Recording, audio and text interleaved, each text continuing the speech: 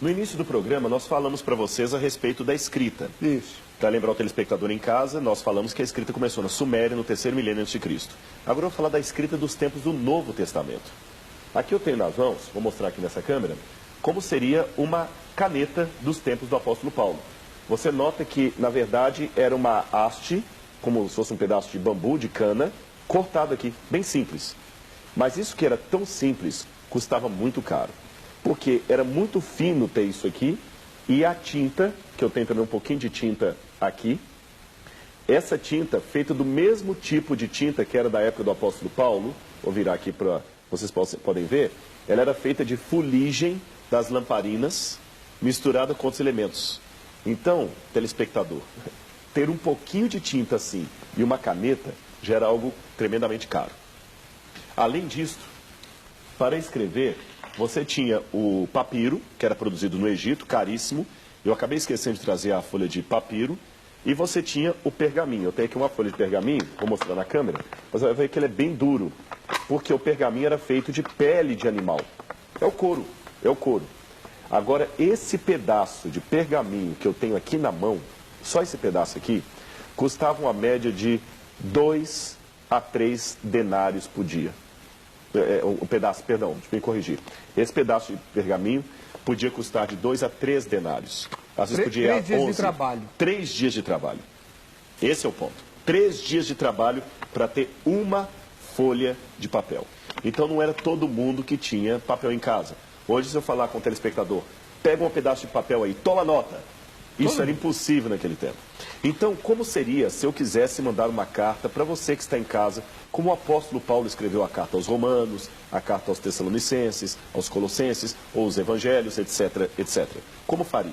Em primeiro lugar, tinha que se contratar um escriba. Mas o apóstolo Paulo sabia escrever? Sim, ele sabia escrever.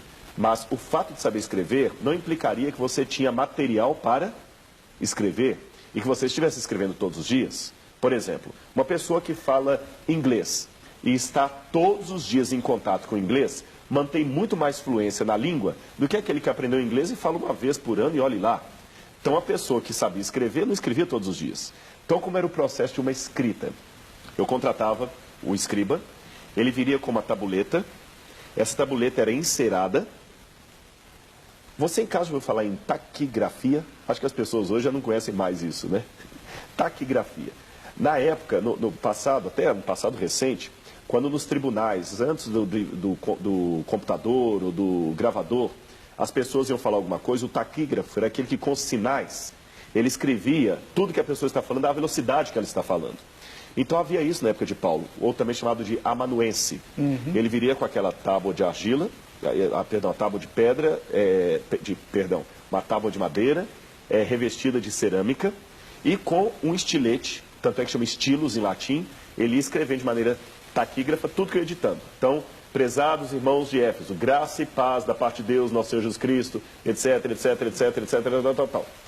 Depois que ele escrevia tudo rápido ali, ele lia para mim ou eu lia. É isso mesmo que você quer escrever? Não, não, não.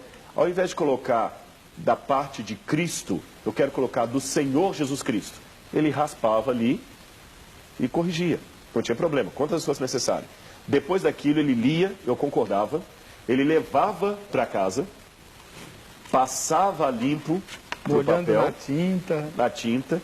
Depois que ele trazia isso escrito para mim, eu lia, concordava, assinava embaixo, enrolava, colocava um pequeno selo, você vai ver aqui, olha, um selo que lacrava.